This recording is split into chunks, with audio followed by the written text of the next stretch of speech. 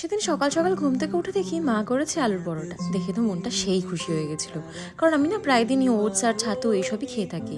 তো সেদিন আলুর পরোটা দিয়ে জমিয়ে ব্রেকফাস্টটা করেছি। আর পয়লা বৈশাখ পর্যন্ত এরকম পার্সেল প্রায়ই আসতে থাকবে এখন। আর এরপর লাঞ্চে ছিল চিকেন স্টিউ দিয়ে ভাত। হ্যাঁ, আমি চিকেন স্টিউ দিয়ে ভাত খাই। তারপরে বেরিয়ে পড়েছিলাম বিকালবেলার দিকে আমার নেলসটাকে ঠিক করানোর জন্য। অ্যাকচুয়ালি নেলসটা 1 মাস হয়ে গেছে, খুব খারাপ অবস্থা ছিল। তারপর আর কি, তারপর এই মিষ্টি মেয়েটিকে খুব জ্বালাবো আর ও আমার নেলসটা একদম ধৈর্য ধরে করে দেবে।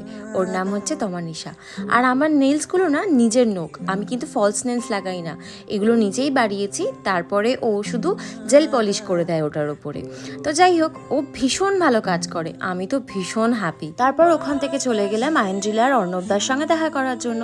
আমি না ফার্স্ট টাইম জিগোকে দেখলাম। জিগোর 4 মাস বয়স, আর ও না একদমই আমার কোলে আসতে চাইছিল না। তারপর আমরা তিনজন মিলে সুন্দরভাবে বসে চা খেলাম, গল্প করলাম। So yeah, that's it for today. দেখা হবে নেক্সট ভিডিওতে। টাটা।